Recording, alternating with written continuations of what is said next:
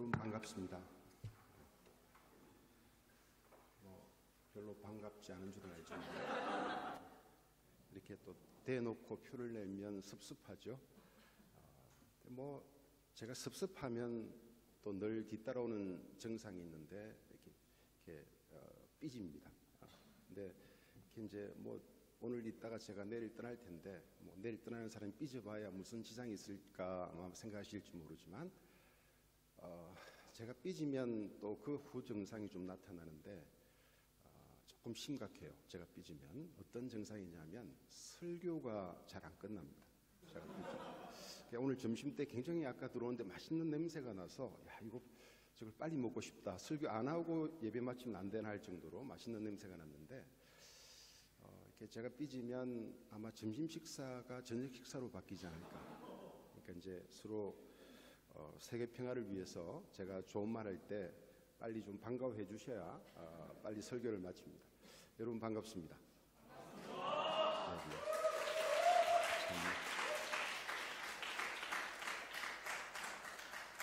또 이리 격하게 반가워해 주시니까 또 섭섭하네요.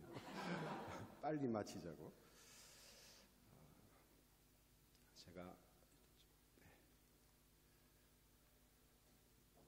이것도 시작부터 요거 하는 시간인데요. 이게 뭡니까? 네네. 이게 이제 바로 이렇게 나오는 게 연령이 굉장히 젊다고 되는 게 아닌데 역시 이제 독일에 오신 분들이라서 이렇게 머리가 굉장히 스마트한 것 같아요. 미국보다 나은 것 같아요. 미국 청년들은 좀 이렇게 이 경상도 말로 좀 더듬해서 한참 걸립니다. 이게 이렇게 소개 시간이죠. 그래서 이제 물론 어떤 분들은 아직도 멍해요. 제가 보니까 한 두어 명 정도는 이게 지금 무슨 소린가. 네. 이런 분들을 전문용어로 우리가 사오정이라고 부르는데 참 이분들은 훌륭한 분들이에요. 세상 바깥이 아무리 풍파가 치고 요동쳐도 항상 평안 가운데 가는 분들. 이제 그대로 살다가 죽으면 됩니다. 이런 분들은. 이제 이걸 제가 만든 게 아니고 여러분 아시는 분들 아시겠지만 한국에 하상욱이라는 시인이 있습니다. 한 12년 전에 20대 중반에 본인이 시집을 내었는데 이번에 시집이 일반 책으로 나온 시집이 아니고 인터넷상에서도는 전자시집입니다. 그래서 제목을 서울시라는 시집을 만들었어요. 이분이 이제 시를 이렇게 쭉 만들어 나가는데 제가 시를 몇 편만 좀 소개해 드릴 테니까 한번 이 제목이 무엇인지 한번 생각해 보세요. 이게 한 편의 시인데요. 굉장히 짧습니다. 연락하지 않겠다고 다짐하고 다짐해도. 제목이 뭡니까?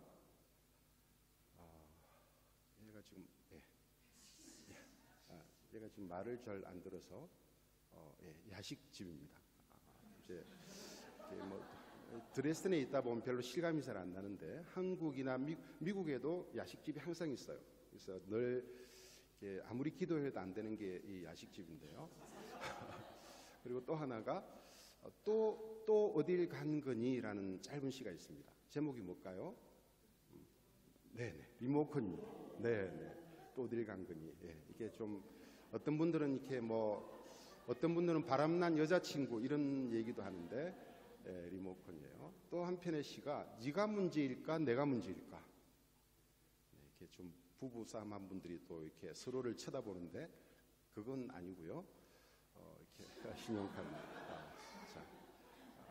그리고 제가 하나만 더 보여드릴 텐데요. 아주 아주 짧은 시인데 어디 갔어라는 게 시입니다. 제목이 뭘까요? 네, 5월군입니다. 시가 참 특별한데 이분에게 하상욱이라는 시인에게 있어서 시란 무엇인가라고 기자가 물었습니다. 그분이 이렇게 대답해요. 시란 대중과의 소통이다라는 얘기를 합니다. 무슨 말입니까? 시는 요즘 현대인들 중에 시집을 가지고 있는 사람은 거의 없어요. 조상 대대로 내려오는 버리지 못하고 있는 시집은 있어도 자기 돈 주고 사서 읽는 사람은 아주 소수입니다. 그 정도로 시는 어렵고 난해하다는 생각을 갖고 있는데 이 하상욱이라는 젊은 시인이 시를 읽지 않는 현대인들에게 그들이 이해할 만한 언어와 낮은 수준의, 높지 않은 수준의 개념을 가지고 이 세상을 자기식으로 해석하는, 그렇죠? 그리고 자기가 해석한 이 언어들을 다른 사람들에게 보여주고 싶은, 이것이 이분에게 있어서 시입니다. 신앙에 있어서도 소통이 참 중요합니다. 하상욱 시인에게 다른 사람들이 우습게 볼 만큼 아주 간단하고 특이한 시들이지만, 그분에게 있어서 시란 것은 대중과의 소통이듯이 신앙에 있어서도 소통이 중요합니다. 왜 그렇습니까? 소통이란 것은 복음과 세상의 소통, 그렇죠? 그러니까 복음과 세상을 어떻게 소통시킵니까? 우리가 복음을 가지고 전도하고 또 타문화권의 선교함으로 복음과 세상이 소통하게 됩니다. 급속도로 빠르게 변화하는 이 세상, 여러분, 세상은 지금 그냥 빠르게 변화한다 정도가 아니라 천지개벽의 수준으로 빠르게 변하고 있습니다. 단지 대부분의 사람들이 그걸 모르고 있어요. 아는 것 같아도 대부분의, 지금 제가 볼 때는 한 97, 8%의 사람들은 세상이 바뀌는 것을 잘 모르고 있어요. 말은 바뀐다지만 실제로 어떻게 바뀌는지를 모르고 있습니다. 교회도 마찬가지예요. 이렇게 급속하게 빠르게 변하는 세상 가운데에서 어떻게 변하지 않는 진리의 복음을 선포할 수 있을 것인가? 급변하는 세상 가운데 전혀 변하지 않는 하나님의 말씀을 어떻게 세상과 말씀을 소통시킬 수 있을 것인가 하는 것이 오늘날의 저는 중요한 화두라고 생각을 합니다. 그런데 안타깝게도 세상과 한국교회, 세상과 전혀 소통할 줄 모르는 그러한 한국 한인교회 모습들이 지금 대부분의 한국과 해외에 흩어져 있는 우리 한인교회들의 모습인 것 같아요. 왜 그렇습니까? 왜 한국교회, 한인교회는 세상과 소통하는 데 있어서 굉장히 열악합니까? 여기 나오는 대로 통적 불통이라, 그렇죠? 아프니까 통하지 않는다라는 겁니다. 무슨 말인가 하면 한국교회, 한인교회들이 병들었기 때문에 세상과 통할 줄을 모릅니다. 건강하고 정상적인 사고가 어려워요. 여러분, 교회가 건강하고 정상적인 생각, 건강하고 정상적인 사고를 하지 못한 시대가 꽤 됐습니다. 교회에서 하는 말이 이것이 과연 영적이냐를 따지기 이전에 저것이 과연 건강하고 정상적인 공동체의 목소리냐라고 얘기할 때 이것이 더 이상 동의할 수가 없습니다. 십자가의 깊은 영성을 찾는 것은 더더욱 어렵습니다. 여러분, 정상적인 사고조차 못하는 것이 대부분의 교회인데 어떻게 깊은 영성을 찾을 수가 있습니까? 많은 사람들이 영성은 깊지만 생각은 상식이 부족하다. 이것은 말이 되지 않는 얘기입니다. 깊은 영성은 상식으로 표현됩니다. 그리고 또 하나가, 교회가 병들어 있다 보니까 어떤 현상이 생기냐면 세상이 교회를 무시합니다.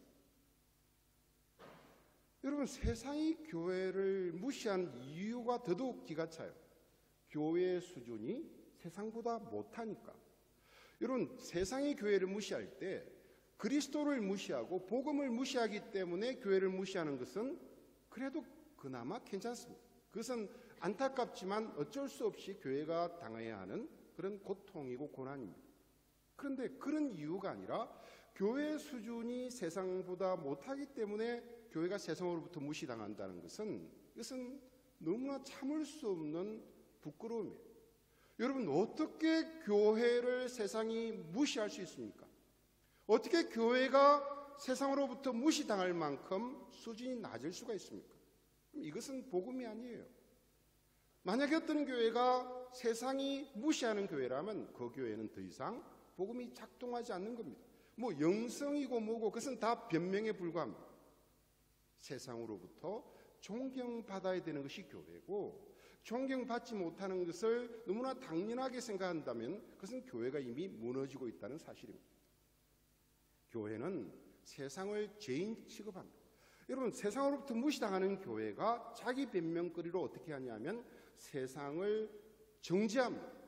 천국 가지 못할 것들, 지옥 갈 것들 하고 우월감을 가지고 죄인 취급합니다. 그런 교회에 대해 세상은 이제는 하다 못해 이제는 맛이 갔구나. 이제는 세상은 교회를 환자 취급합니다. 그러니까 교회가 세상이 통하지를 못합니다.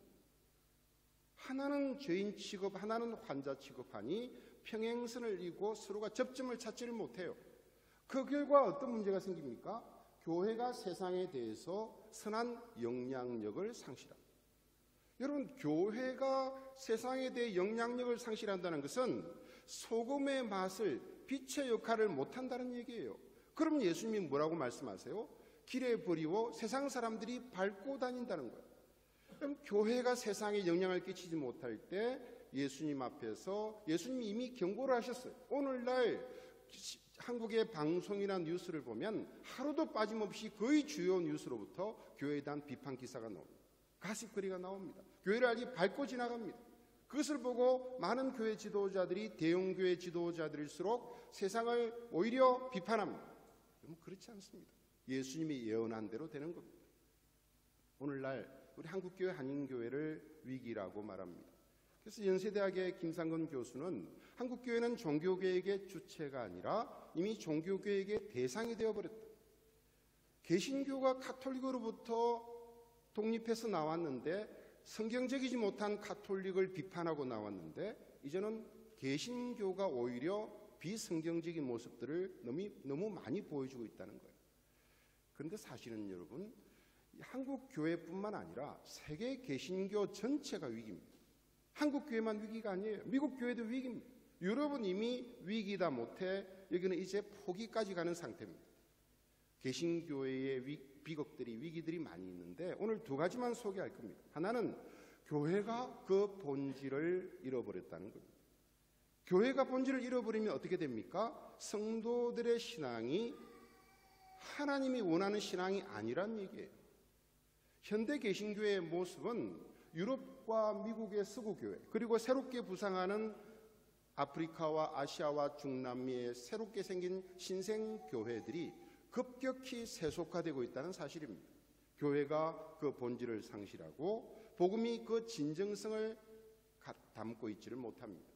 그 결과 교회가 진정성, 복음을 담고 있지 못하고 진정성을 보여주지 못할 때 그 결과로 어떤 문제가 생기냐면 선교에 대한 새로운 패러다임이 생겨났습니다. 무슨 패러다임입니까? 이제는 선교사를 파송하는 나라와 선교사가 필요한 피선교회지의 구분이 없어집니다. 전에는 미국과 서구가 선교사를 파송했어요. 그런데 이제는 그 구분이 없어지고 지구촌의 모든 곳이 선교 현장이라고 하는 전방위적인 선교 개념이 확장되고 있습니다. 무슨 말인가 하면 기독교의 처보루라고 얘기하는 미국도 이미 선교지가 되어버렸어요. 한 5, 6년 전에 이미 미국 최대의 교단인 남침내 교단이 전 세계 교회를 향해서 미국이 이제는 더 이상 선교를 파송하는 나라만이 아니라 이제는 선교사가 필요한 나라가 되었다고 안타깝게 눈물로 인정했습니다. 그리고 전 세계 교회를 향해서 미국 교회를 위해서 기도하고 미국 교회에 훌륭한 선교사들을 보내달라고 외쳤습니다. 이제는 북미마저도 선교지란 얘기입니다. 미국이라는 신개념의 선교 지역에 살고 있는 우리 한인들이 이제는 미셔널 라이프를 살아야 되고 교회는 미셔널 처치가 돼야 한다는 얘기입니다. 유럽은 뭐 말할 것도 없어요. 이미 유럽은 수십 년 전에 선교지가 되어버렸어요. 여러분이 살고 있는 이 독일 땅도 이미 선교지가 된 지 오래입니다. 목사님도 선교사로 파송되고 여러분도 선교지에서 한인교회로 다니지만 여기도 선교지의 교회입니다. 그래서 미셔널 처치란 게 뭐냐, 선교적 교회란 게 뭐냐 하면요, 급격히 세속화된 새로운 영적인 환경에서 교회의 본질을 회복하자는 운동이에요. 초대교회 이후에 중세와 근세와 현대를 망라한 최고의 교회론이자 선교론이 미셔널 처치입니다. 여러분, 교회는 두 가지 패러다임이 있어요. 한 가지는 뭐냐면 어트랙셔널 처치라는 패러다임입니다. 여러분, 어트랙티브라는 단어 아시죠? 아주 매력적이다. 근데 이 어트랙트란 말은 끌어당긴다는 어원을 갖고 있습니다. 한 아름다운 여성이 있으면 그 여성의 아름다움에 반해서 남자들이 그냥 자석한테 끌리듯이 확 끌어당기는 걸 얘기합니다. 요즘은 또 여자들만 이쁘다고 남자만 끌어당기는 게 아니죠. 여성들이 더 잘 끌려가는 것 같아요. 멋진 잘생긴 남자가 있으면 여성들이 그냥 끌려갑니다. 이것을 어트랙션을 하다 얘기합니다. 교회도 마찬가지예요. 교회가 있으면 그 교회로 예배당으로 끌어당기는 교회의 모습, 세상을 교회로 가지고 오는 끌어당기는 교회를 어트랙셔널 처치라고 합니다. 그런가 하면 정반대의 개념이 있습니다. 미셔널 처치. 그럼 미션이란 것은 보낸다는 뜻입니다. 결국 미셔널 처치의 패러다임은 세상으로 보냄받은 교회입니다. 하나는 세상으로부터, 왼쪽 그림은 세상을 교회로 가지고 올 때 세상을 교회로 끌어당기는 교회의 모습이 어트랙셔널 처치라면 교회가 세상으로 보냄받고 교회가 세상으로 들어가는 교회 패러다임을 미셔널 처치라고 말합니다. 기존 대부분의 교회, 기독교가 로마에서 국교화되고 전 세계로 흩어지기 시작한 지 약 한 1700년 정도가 지났습니다. 1800년 가까이 됩니다. 지난 1700~1800년의 기간 동안 있었던 교회의 패러다임을 어트랙셔널 처치, 교회가 세상의 중심입니다. 그래서 이런 모델이에요. 세상을 교회로 끌고 오는 거죠. 이 끌어당기는 어트랙셔널 처치 모델의 세 가지 특징을 제가 알려드리면 이렇습니다. 첫째는 에클레시아예요. 먼저 세 가지 말씀드리기 전에 에클레시아는 교회라는 헬라어인데 에크는 out of라는 뜻이에요. 몸으로부터, 칼레오는 부른다는 뜻입니다. 결국 세상으로부터 부름받은 사람들의 공동체, 그리스도를 알지 못하고 패역한 하나님을 떠난 세상으로부터 부름받은 사람들의 공동체가 에클레시아죠. 여러분 이렇게 우리는 에클레시아로 지금 부름받은 여러분들이 에클레시아의 멤버입니다. 그런데 이 세 가지 특징이, 에클레시아 교회의 세 가지 특징이 뭐냐면, 하나는 교회가 세상의 중심입니다. 즉 come to us basis예요. 우리에게 오라라고 하는, 우리에게 교회로 와봐라 라는 근거입니다. 교회가 세상의 중심이에요. 그러니까 믿지 않는 세상 사람들을 세상을 교회로 끌고 오는 겁니다. 이 모델의 대표적인 것이 캐톨릭 처치예요. 이 독일에도 뭐 이렇게 독일 서쪽 유럽 쪽으로 가면 카톨릭 교회가 대단하지 않습니까? 바티칸 성당이라든지 세계 3대 성당인 바티칸 성당, 켈른 성당, 그리고 프라하의 비투스 성당, 이런 교회들이 어떻습니까? 이런 형태의 교회가 아니죠. 여기 루터교 정도의 교회가 아니죠. 어떤 교회입니까?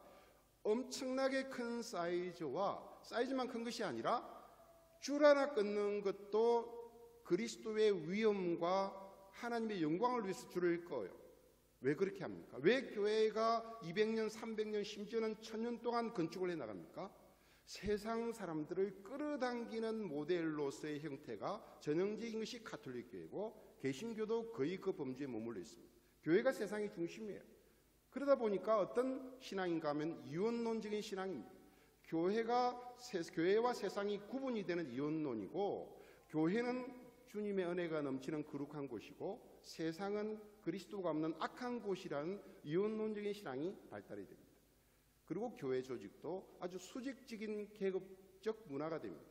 목사님을 비롯해서 목회자도 담임 목사님, 수석 부목사님, 그냥 목사님, 협동 목사님, 그다음에 강도사, 전도사, 복잡합니다.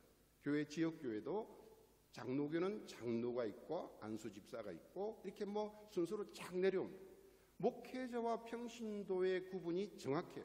이것이 어트랙셔널 처치의 모델입니다.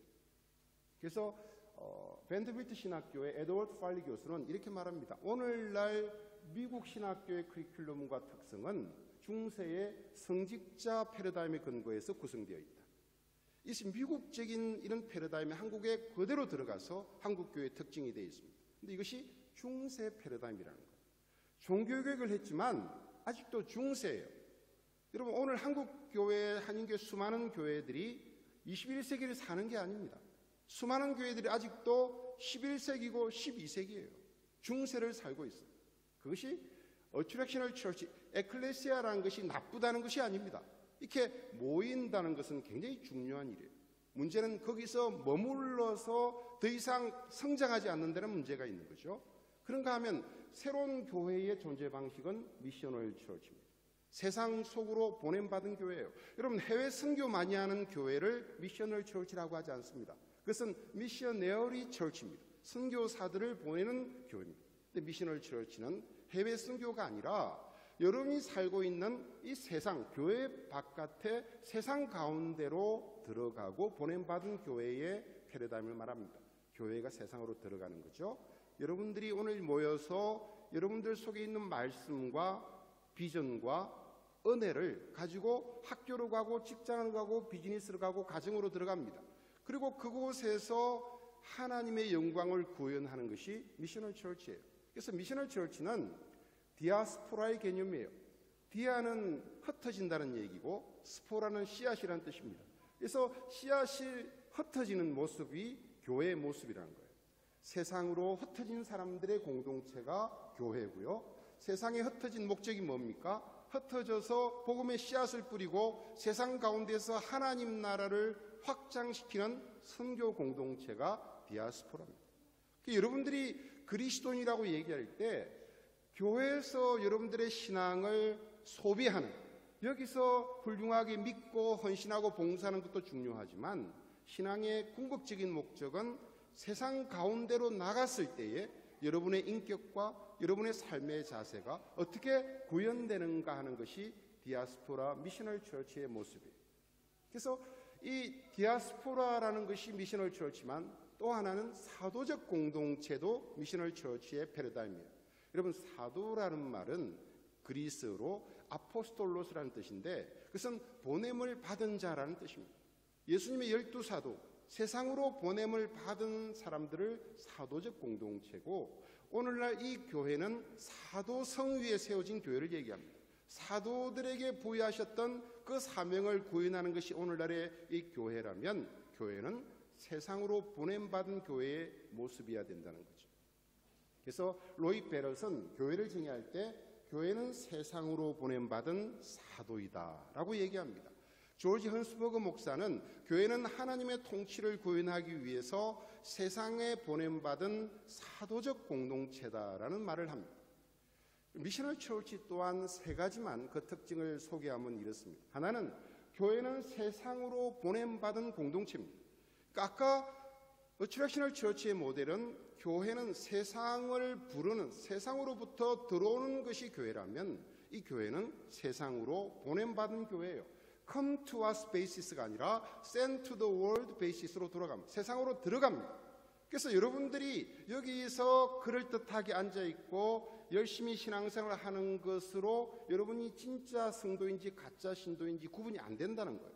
진짜 성도는 여러분이 살아가고 있는 학교, 직장, 가정, 친구관계, 사람들 간의 관계 속에서 그리스도가 우리에게 보여주신 그 삶을 살아가고 있는가? 이것이 우리의 신자됨의 본질이라는 얘기고, 이것으로 양과 염소인가 알곡과 가라지인가를 구분이 된다는 얘기예요. 그래서 신앙이라는 것은 내가 은혜 받는 것에 목적이 있잖아요. 여러분, 은혜 받는 것을 굉장히 조심해야 됩니다. 요즘 대부분의 그리스도인들이 은혜 받았다고 얘기를 해요. 그러면 많은 강사들이, 목회자들이 흡족해 합니다. 여러분, 그것은 착각이에요. 은혜 받는 것이 뭘 은혜 받는가가 중요해요. 모두가 자기가 원하는 것을 강사가 말하고 그것에 어떤 만족이 있으면 은혜 받았다고 얘기하는데 그렇지 않습니다.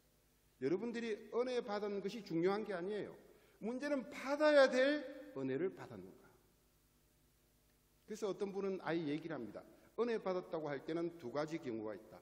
하나는 너무 웃기는 얘기를 듣거나 하나는 너무 슬픈 얘기를 들었을 때 성도들이 하는 얘기다 라고 자주 섞인 얘기를 합니다. 여러분, 은혜 받는 것도 중요합니다. 사실은 은혜 받는 것이 반드시 필요할 수 있어요. 근데 문제는 여러분이 받은 은혜가 세상에 나아가서 세상 가운데 하나님의 주권이 이루어질 수 있도록 내가 쓰임받는 사람으로 성장하고 있는가?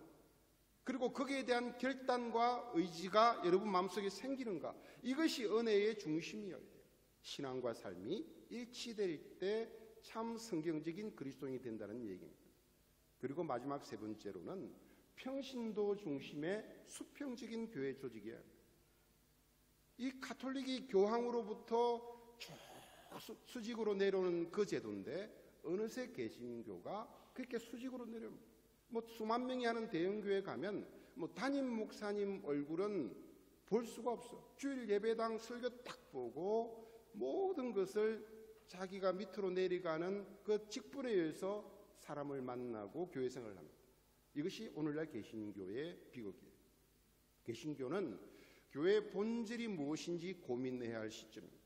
젊은 날에 많은 분들이 이런 얘기를 젊은이들에게 할 때 그것이 뭐가 교회 유익이 되냐고 얘기를 하지만, 젊은 날에 여기에 대한 고민이 없으면 여러분들이 나중에 리더가 되었을 때, 아니 지금 여러분들이 섬기고 있는 그 직분에 대해서 본질이 무엇인지를 알지 못하고 행하다 보면 습관이 잘못될 수 있다는 얘기입니다.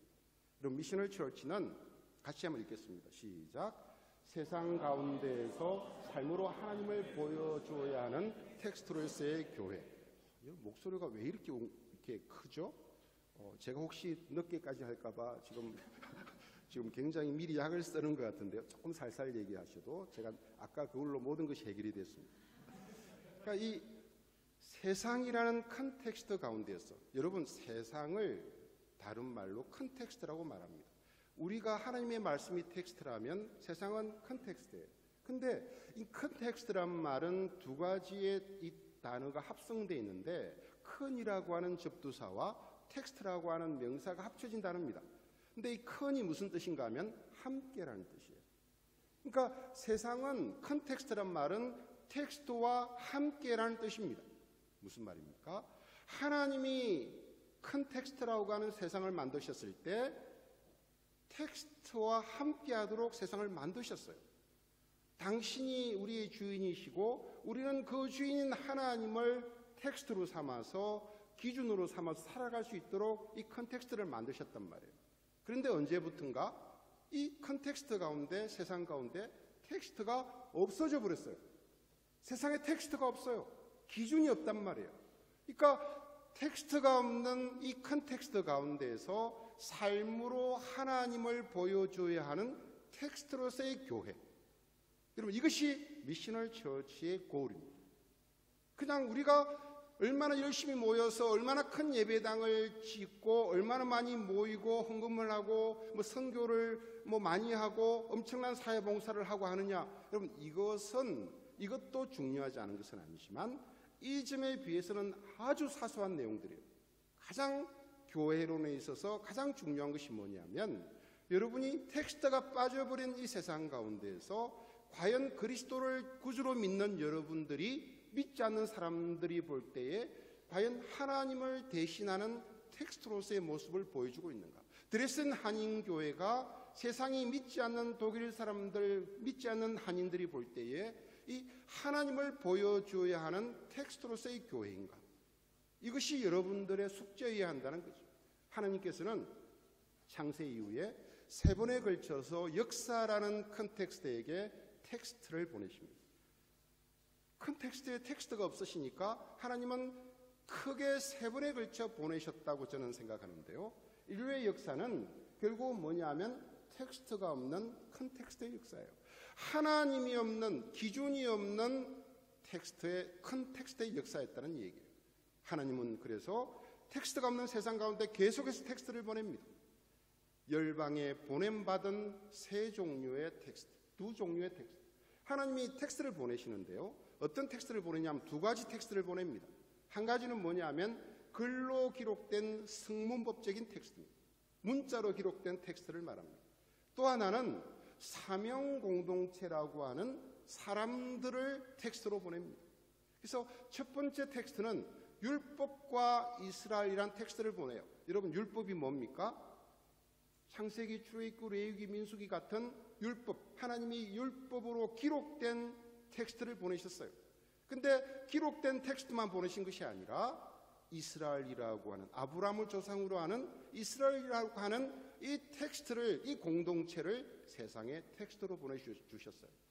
그래서 우리가 이스라엘을 얘기할 때 오해하는 것은 세상의 가나안 7족속을 비롯해서 모두 하나님의 저주받은, 하나님을 믿지 않는 이방 종교를 숭하는 그들은 지옥 갈 종족들이고 이스라엘만 천국 간다고 하는 그런 구도로 구약 성경을 바라봐서는 안 됩니다.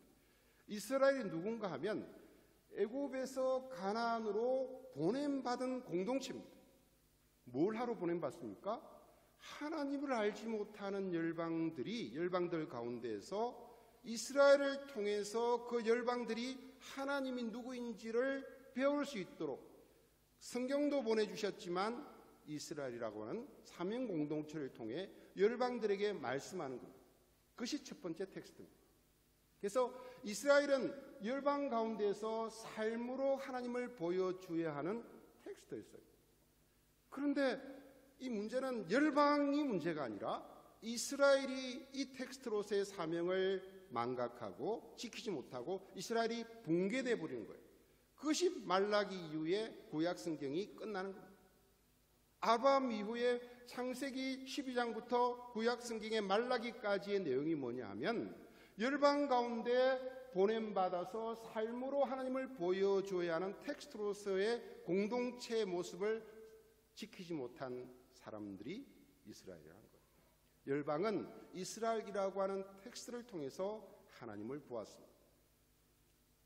두 번째 텍스트가 뭐냐 하면 이제는 구약 성경이라고 하는 텍스트입니다.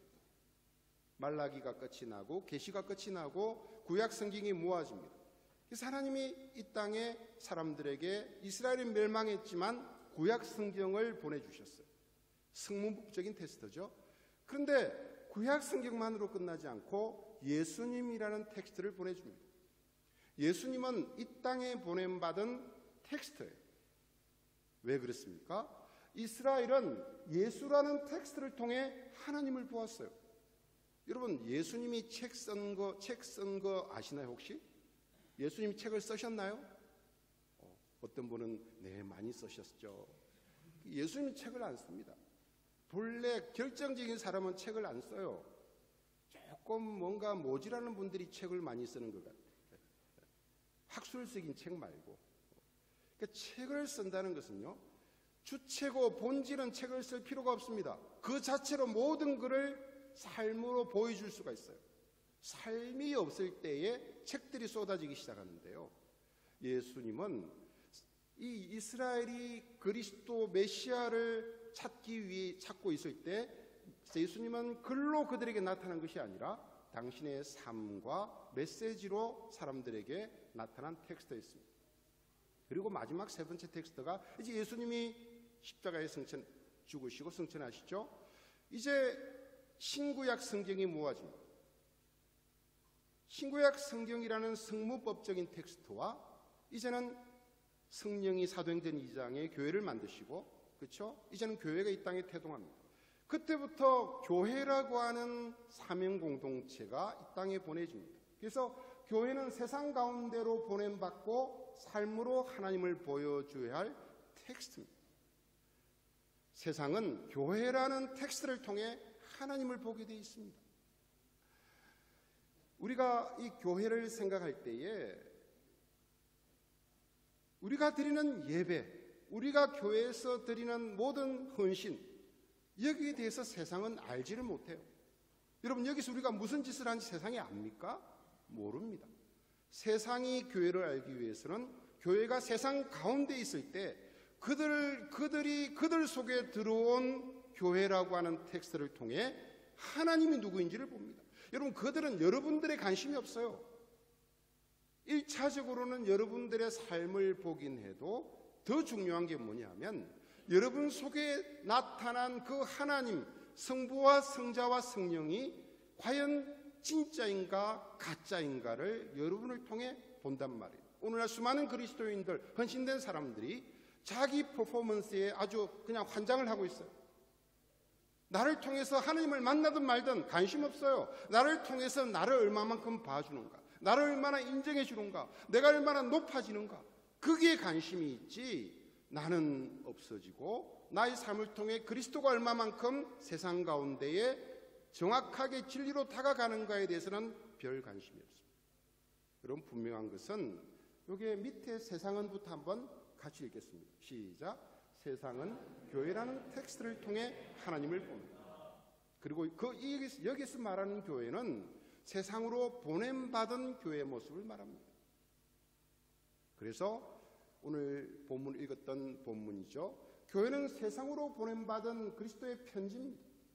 같이 한번 읽죠. 시작. 너희는 우리로 말미암아 나타난 그리스도의 편지니 이는 먹으로 쓴 것이 아니요 오직 살아계신 하나님의 영으로 쓴 것이며 또 돌판에 쓴 것이 아니요 오직 육의 마음판에 쓴 것이다. 너희는 여러분은 우리로 말미암아 나타나는 그리스도의 편지입니다. 지금 편지라는 것은 보내는 거예요. 우리끼리 써가지고 우리끼리 읽을 때 어느 누가 편지 써서 갖고 있으면 이것은 편지의 역할을 못하는 거예요. 편지는 세상 속으로 보내는 그리스도의 공동체의 특징이에요. 여러분이 세상에 여러분 자체의 인생을 통해 세상이 그리스도를 보는 겁니다. 그리고 교회는 세상에 보냄받은 그리스도의 향기라고 얘기합니다. 세상 사람들이 여러분을 통해 향기를 맡습니다. 그런데 홍길동이라고 하는 그 개인의 향기만을 맡는다면 여러분은 실패작이에요. 그리스도인이란 이름은 이때 그리스도가 기대하는 삶이 아니란 얘기예요. 여러분이 홍길동이란 이름을 가졌다 할지라도 홍길동은 없어지고 그 속에 그리스도가 나타날 때에 세상은 여러분을 통해 그리스도를 읽어냅니다. 세상은 바이블이라는 텍스트를 더 이상 읽지 않습니다. 여러분 친구 중에, 학교 동료들 중에, 직장 동료들 중에 하나님을 믿지 않는데 성경을 보는 분들이 있습니까? 뭐 종교학과 이런 분들 빼고 매일 성경을 하고 성경을 읽고 묵상합니까? 그러지 않습니다. 세상은 더 이상 바이블 성경이라는 텍스트를 인정하지 않아요. 읽지 않는 것이 아니라 아예 그것이 하나님의 말씀이라고 인정하기를 멈춘 지가 오래됐어요. 바이블은 더 이상 성경 가지고 세상 사람들을 감화시키려고 하지 마세요. 세상은 성경을 하나님의 말씀이라고 생각하지 않습니다. 그러면 교회가 뭡니까? 삶이라는 텍스트를 큰 텍스트에 보여줌으로써 세상이 하나님을 볼 수 있도록 해주는 창이란 말이에요. 세상은 바이블을 더 이상 읽지 않기 때문에 성문법적인 텍스트가 더 이상 유효하지 않다면 세상이 하나님을 읽을 수 있는 유일한 창구가 텍스트가 바로 교회라는 얘기입니다. 텍스트에 문제가 있으면 끝장이에요. 여러분, 바이블은 더 이상 작동하지 않는 텍스트라면, 그리스도인들에게만 작동하는 텍스트라면, 세상 사람들에게 작동하지 않는 텍스트라면 그들에게 유일하게 남은 사명 공동체로서의 여러분 교회라는 텍스트인데, 이 교회라는 텍스트에 문제가 있으면 끝장이에요. 세상과 소통이 안 되는 겁니다. 그런데 과연 교회가, 오늘날의 교회가 세상이 하나님을 바르게 인식할 수 있도록 하나님을 제대로 보여주는 텍스트입니다.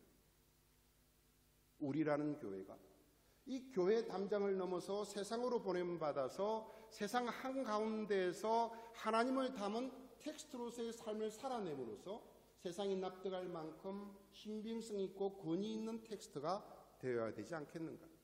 문제는 텍스트가 거의 망가져버린 상태라는 얘기예요. 이것이 오늘날의 심각한 문제예요. 여러분, 이것이 뭐냐면 세상이 하나님을 볼 수 있는 윈도우가, 창이 닫혀버렸다는 거예요. 우리는 지금 우리끼리 나 자유 얻었네, 너 자유 얻었네 하고 박수치고 막 그러는데 세상은 하나님을 알 수 있는 창구가 닫혀버렸어요. 여러분, 미셔널 처치라는 게 뭐냐면 탐욕으로서 망가졌거나 손상당한 텍스트로서의 지역교회들을 건강한 공동체로 전환시키자는 운동을 말합니다. 이것이 첫 번째 개신교의 비극이에요. 또 하나의 비극은 공동체가 무너졌다는 것이 오늘날 개신교의 비극이에요. 개인주의로 인해서 공동체가 무너져 버렸어요. 지금 여러분은 독일에 살아가면서 행복하십니까? 독일 사는 것이 그렇게 만만치가 않죠. 여러 가지 장점들이 있고 비전이 있음에도 불구하고 산다는 것이 쉬운 일이 아닙니다. 여러분들은 독일 삶이 행복하세요? 지금 이제는 우리가 공동체를 얘기할 때 한국과 미국 및 유럽의 우리 한인사회와 교회들이 개인주의에 너무 빠져서 물들어서 성장이란 명목하에 이 제살 깎아먹기로 공동체를 깨어버렸기 때문에 그렇습니다. 오늘날 교회의 위기는 공동체의 위기입니다. 신구약 성경을 통해 보면 하나님 언제나 공동체를 통해서 역사하셨어요. 구약시대에는 이스라엘이라고 하는 공동체를 통해서 역사하셨고 신약시대에 예수님이 오십니다. 예수님이 하나님 나라 운동을 시작하시는데 소위 제자 공동체, 12명의 제자들과 70명의 제자들과 500명의 제자라고 하는 그 소수의 그룹을 만드셔서 하나님 나라를 시작합니다. 성부, 성자, 성령께서 그리고 교회 공동체를 만드시고 교회를 세상에 보냅니다. 요한복음 20장 21절에 보면 예수님이 말씀하세요. 아버지께서 나를 보내신 것 같이 내가 너희를 세상으로 보내노라. 그러니까 성부와 성자와 성령이 교회를 세상에 보냅니다. 그리고 보내서 뭘 하느냐 하면 하나님 나라 운동을 시작합니다. 오늘날 교회가 망가졌다는 얘기는 뭐냐면 교회가 하나님 나라에 관심이 없어요. 우리 교회 자체가 어떻게 안정되고 크냐에 관심이 있지 하나님 나라가 우리 교회를 떠나서 세상 가운데 어떻게 구현되고 있냐에 대해서 너무나 관심이 없습니다. 그래서 오늘날 그 공동체가 무너지고 극단적인 개인주의로 인해서 얼마나 우리가 서로 피해를 받는지 모릅니다. 내가 개인주의에 빠졌기 때문에 이것이 이런 사람들로 교회가 구성이 되어 있기 때문에 나 때문에 다른 사람이 피해를 받고 다른 사람 때문에 내가 피해를 받는 것이 오늘날의 수많은 교회 공동체의 모습입니다. 정말 반듯하고 안목 있는 영적인 공동체를 만드는 것은 무척이나 힘이 드는 일입니다. 그러나 일단 멋진 공동체가 만들어지고 세워지면 우리 한인교회들을 위시해서 우리 모두가 덕을 보게 될 거예요. 어떻게 해요? 바로 위대한 수학자요 물리학자인 아이작 뉴턴이 한 말입니다. 유명한 말이죠. 내가 거인의 어깨에 서 있었기 때문에 보다 멀리 볼 수 있었다. 이게 무슨 말입니까? 뉴턴은 자기의 선배였던 코페르니쿠스라든지 갈릴레오 같은 선배 과학자들의 업적을 발판 삼아서 즉 그들의 어깨 위에 서서 보다 새로운 것들을 멀리 볼 수 있다는 얘기예요. 보다 새로운 발견을 해낼 수 있다는 뜻입니다. 2년 전에 재작년에 서울대학교 입학식에 소비자학과의 유명한 김난도 교수가 축사를 했습니다. 축사의 주제가 뭐냐면 공동체의 중요성에 대해서 축사를 합니다. 그러면서 그가 이렇게 묻습니다. 높이가 8,848m인 에베레스트 산이 세계에서 가장 높은 이유가 무엇인가라고 묻습니다. 그리고 본인이 대답을 합니다. 그것은 바로 히말라야 산맥 안에 있기 때문입니다. 에베레스트 산이 세계에서 가장 높은 이유는 히말라야 산맥 안에 있기 때문이라고 대답합니다. 그리고 이렇게 말합니다.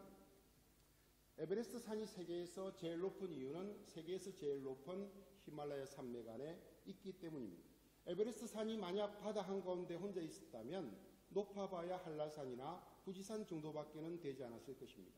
하지만 에베레스트 산은 세계의 지붕이라는 티벳 고원의 거봉들과 어깨를 맞대고 있습니다. 그 줄령에서 한 뼘만 더 높으면 바로 세계 최고의 산이 될 수 있는 것입니다. 먼저 우리 학교를 히말라야 산맥으로 함께 키워나갑시다.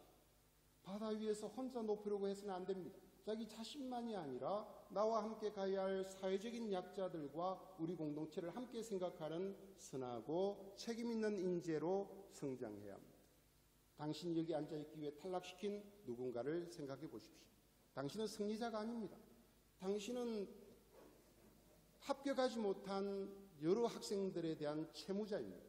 선함과 책임감을 바탕으로 우리 공동체를 히말라야 산맥처럼 만들고 나서 자신이 한 뼘만 더 성장할 수 있다면 당신은 바로 세계에서 가장 높은 산이 되어 있을 것입니다. 이제 드레스덴을 비롯한 독일의 우리 한인교회들이 함께 노력하여 개신교의 수건인 바른 공동체 세우기에 힘쓰기를 원합니다. 우리가 서로 힘을 합쳐서 유럽의 한인교회를 먼저 영적인 히말라야로 만들 수 있기를 소망합니다.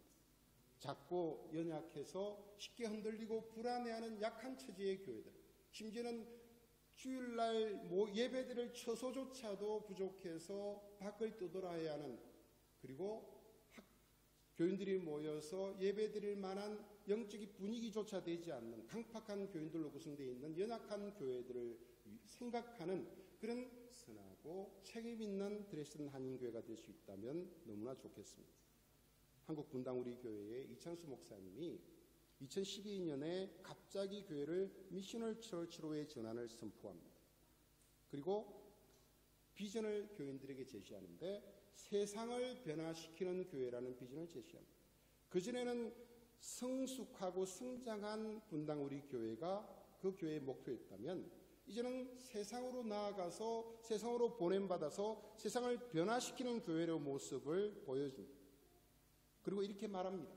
하나님이 늘 제 마음에 주신 부담이 있습니다. 오늘 주일날 2012년 7월 1일에 주일 설교예요. 하나님이 늘 제 마음에 주신 부담이 있습니다. 특정한 한 교회가 1년에 4,000명씩 늘어나는 것이 옳은 일이냐? 니들 교회만 잘 되는 것이 과연 옳은 일이냐? 그러면서 이렇게 도전합니다. 한국 교회에 함께 정신이 일어나기를 바랍니다. 교육관 정책이 완료된 그날 숨을 쉴 수 없을 만큼 잠을 설치고 새벽 3시에 일어나서 이런 결단을 하게 된 것입니다. 라고 교인들에게 말씀을 나눕니다.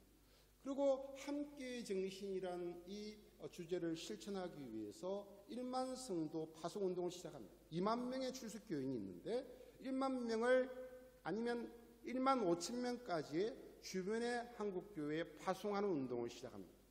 이웃교회들에게 성도를 파송하는 거예요. 10년 내에 약 2020년대 초반까지 전체 교인의 절반 또는 4분의 3을 잘 훈련시켜서 이웃의 약한 교회들에게 파송하겠다는 의지를 피력합니다. 이것은 그동안 교회 성장과 경쟁 이데올로기에 빠진 그리고 그것에 함몰되어 버린 한국교회에 모이는 교회로부터 흩어지는 교회로의 과감한 선언을 말합니다. 그러면서 분당 우리 교회는 새신자의 등록을 받지 않기로 선포합니다. 예배는 드릴 수 있어요. 그런데 소그룹으로 나누어지고 교회 봉사와 교인들끼리 교제하는 그 문을 완전히 차단해 버립니다. 새신자가 아니면 기존 성도들을 받지 않고 기존 성도는 일체 받지 않고 새로 예수를 믿은 사람만 등록을 받습니다.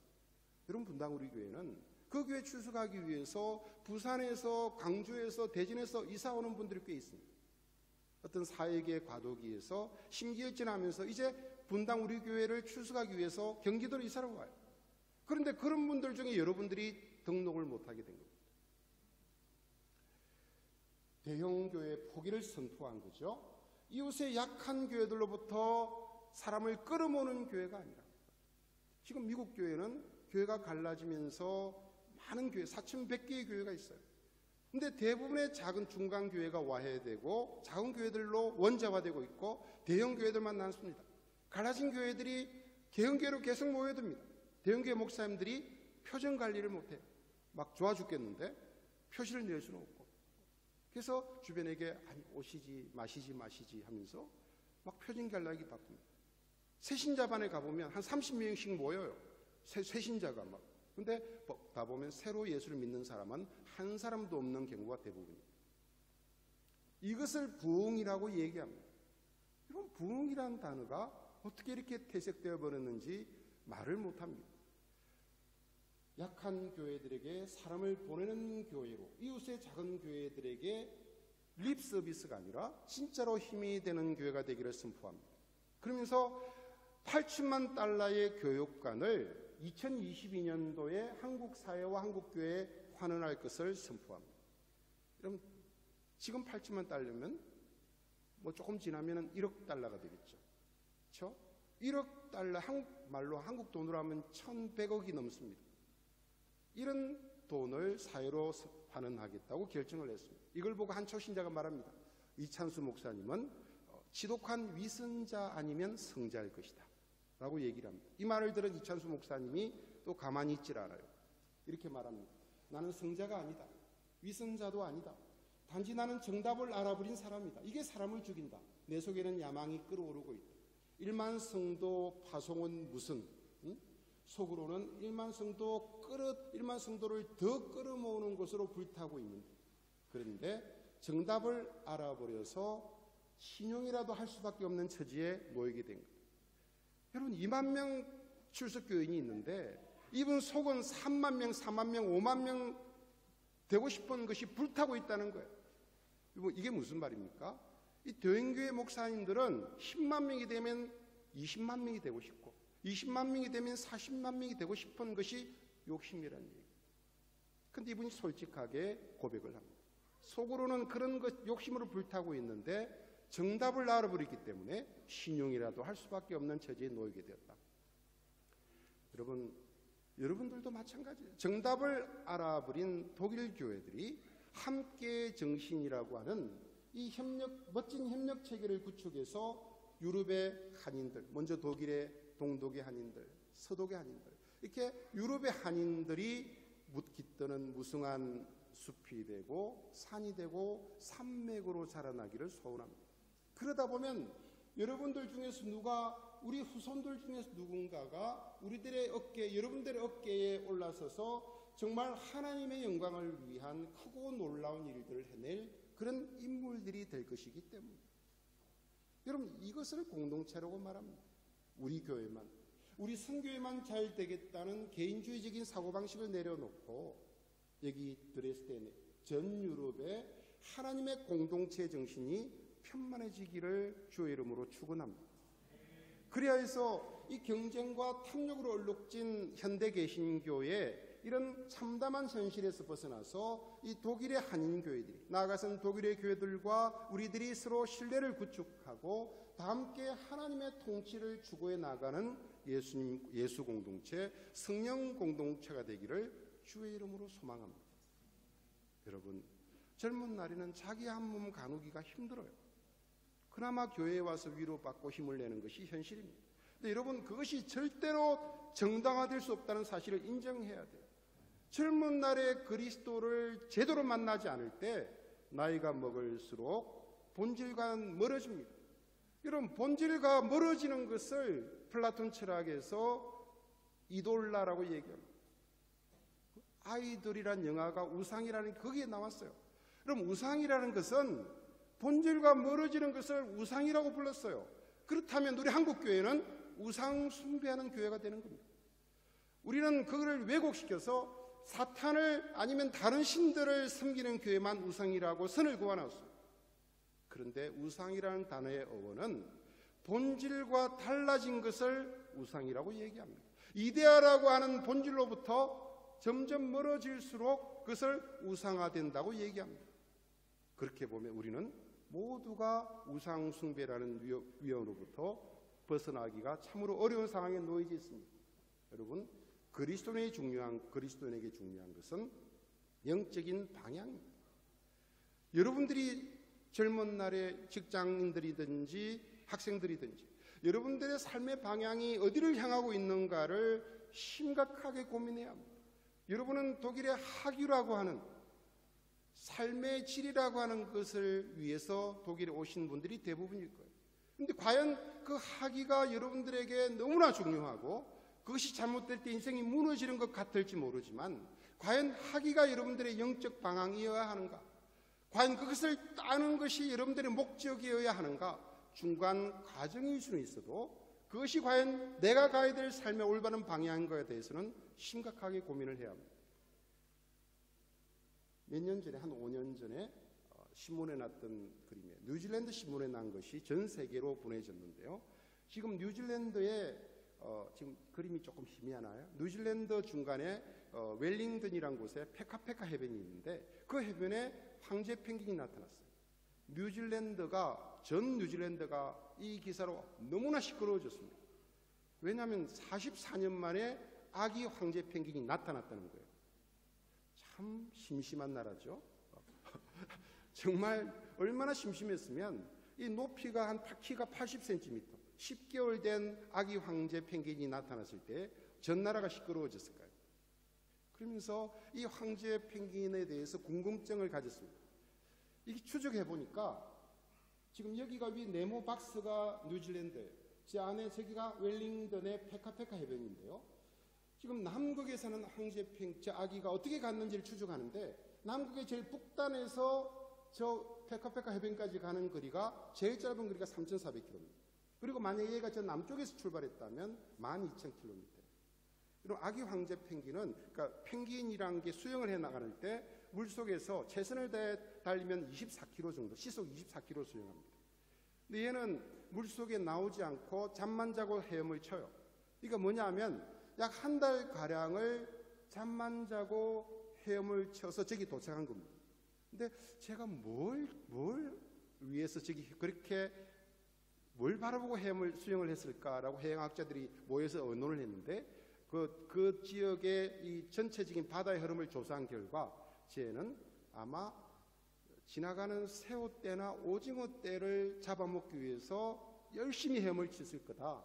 그런데 얘가 조금 지나치게 헤엄을 쳤나 보다. 그래서 한 달 동안 온 거예요. 그러면서 물에 육지에 올라가서 이렇게 쳐다봅니다. 사람이 너 왜 왔니라고 궁금한데 펭귄도 너 누구니? 여기서 뭐하니라고 얘기를 하는 거예요. 지금 물속에서 한 달 이상 죽으라고 헤엄을 치고 땅에 나와서 저 펭귄이 하늘을 바라보고 얘기를 합니다. 여기가 남극이 아닌가벼?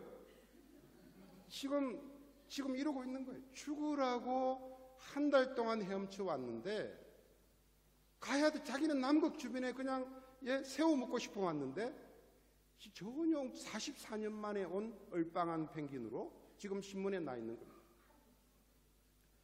그래서 해양학자들이 얘한테 그 추적기를 달았어요. 잘 먹이고 영양 주사도 주고 해서 다시 남극으로 보냈어. 근데 3개월 만에 추적 장치가 끊어졌어요. 학자들이 얘기하기를 아마 지나가는 상어들이나 식인 고래한테 먹혔을 거다. 참 안타까운 소식을 듭니다. 여러분, 죽으라고 헤엄을 쳐서 얼마나 열심히 사는 펭귄이에요. 그것도 엄마도 아니고 아빠도 아니고 아기가 그렇게 열심히 수영을 해서 왔는데 남극이 아니라는 거예요. 지금 여러분들이 고민해야 될 것이 여러분이 과연 살아가야 될 바른 목표를 향해서 살아가고 있는가? 과연 하나님의 자녀로서 성경이 말하고 하는 그 목표와 본질을 내가 정상적으로 그것이 내 인생의 모든 중심이 되어서 거기에 맞춰서 학위를 하고 직장을 다니고 가정을 영위하고 있는가? 이것이 영적인 방향이에요. 열심히 빨리 한다고 되는 것이 아니라 먼저 가장 중요한 것이 나아가야 될 방향이 중요합니다. 방향을 바로 잡은 자만이 열심을 낼 때에 선한 열매가 나타납니다. 그냥 가다가 이 산이 아닌가벼? 저 산도 아닌가벼?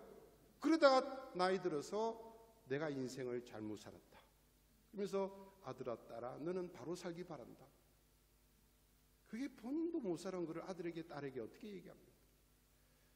유명한 그림이죠.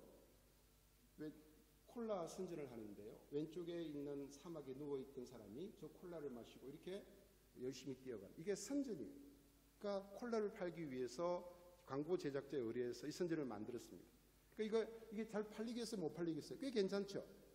그런데 이게 안 팔렸어. 망했어요. 저 음료수가. 근데 이 음료수가 왜 안 팔렸을까 하는데 이 음료수 광고가 어디냐면 아랍이에요. 중동 지역이에요. 중동은 어떻게 이러냐면 오른쪽에서 왼쪽으로 있습니다. 열심히 뛰는 사람이 콜라를 먹으면 이렇게 디비집니다 라고 얘기하는데 그건 누가 먹겠어요? 여러분? 이게 집집에서라도 안 먹습니다. 망하는 거예요. 그럼 방향이 오른쪽으로 가야 되는 거로 제시를 했는데 정작 그걸 받아들이는 사람들은 왼쪽에 쓸리는 문화가 되는 겁니다. 한국에 많이 알려진 임마누엘 페스트라이시라고 하는 하버드대에서 언어문화학 박사로 한국에 많이 알려진 분이에요. 이분이 쓴 책 중에 하나가 한국 이름까지 있어요. 이만열이라는 분인데 속도가 아니라 방향이다 라는 책을 씁니다. 여러분들에게 마지막으로 대추 하나이라고 하는 시를 읽어드리고 마무리하려고 합니다. 장숙주라는 시인이 달과 물안개라는 시집 중에서 대추 하나이라는 시인데요. 이렇습니다. 대추, 즉에 저절로 붉어질 일은 없다. 저 안에 태풍 몇 개, 저 안에 천둥 몇 개, 저 안에 번개 몇 개가 들어서서 붉게 읽히는 것일 게다. 대추 즉에 저 혼자 둥그러질 일은 없다. 저 안에 무슬이 내린 몇 밤, 저 안에 땡볕 한 달, 저 안에 초승달 몇 날이 들어서서 둥글게 만드는 것일 게다. 대추나무야 너는 세상과 통하였구나 라고 하는 시인데요. 이것을 드레스덴 한인교회를 패러디해서 한번 제가 읽어드릴게요. 드레스덴 한인교회야 당신이 저절로 선교적 교회가 될 리는 없다. 당신 안에 고난 몇 개, 당신 안에 실수 몇 개, 당신 안에 연단 몇 개가 들어서서 준비된 것일 게다. 드레스덴 한인교회야 당신이 혼자 둥그러질 리는 없다. 당신 안에 무슬이 내린 몇 밤, 당신 안에 땡볕 한 달, 당신 안에 초승달 몇 날이 들어서서 둥글게 만들어지는 것일게다. 드레스덴 한인교회야, 당신은 하나님과 통하였구나. 아멘. 기도하겠습니다. 하나님, 하나님이시면서도 벌레 같은 저희들을 위해서 십자가에 죽으심으로 우리가 하나님의 자녀로 회복시켜 주시고 우리로 하여금 하나님과 동력하는 하나님의 동력자로 삼아 주신 것을 감사합니다. 하나님, 나의 삶의 목적이 어디인지, 내가 이 땅에 지음받고 그리스도가 나를 위해 죽으신 그 근본적인 목적이 방향이 무엇인지를 다시 한번 생각해 보기를 원합니다. 내가 열심히 하는 것도 중요하지만 그리스도가 나를 위해 계획해 놓으시고 말씀을 통해서 우리가 살아가야 될 방향들을 보여주신 그 방향을 위해서 내가 바로 나아가고 있는지를 고민하고 먼저 결정하고 점검받으면서 하나님 앞에서 성장해 나가기를 원합니다. 세상에 급한 것이 많아 보여도 하나님이 나에게 주신 그 삶의 목적이 무엇인지를 발견하기까지는 하나님 앞에 더욱더 머리 숙이며 주님이 나에게 주신 삶의 방향이 뭔지를 고민하는 드레스덴 한인교회 한 분 한 분들이 될 수 있도록 역사해 주옵소서. 개인적으로도 작은 소그룹으로도 아니면 교회 전체로도 세상이 하나님을 볼 수 있는 텍스트로서의 교회가 되게 하시고 하나님을 떠난 세상이 마지막 보루로 여길 수 있는, 마지막 보루로 하나님을 이해할 수 있는 윈도우로서의 창으로서의 드레스덴 한인교회가 될 수 있도록 역사해 주옵소서. 예수님 이름으로 기도합니다.